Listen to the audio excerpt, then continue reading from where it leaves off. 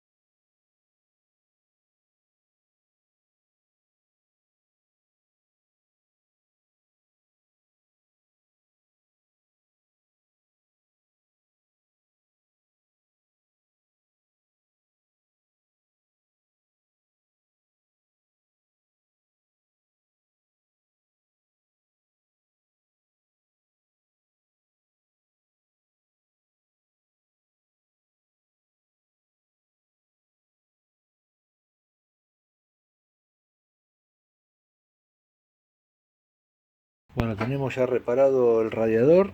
Vamos a poner en marcha otra vez. Yo ya lo puse en marcha y ya la calenté para que haga presión.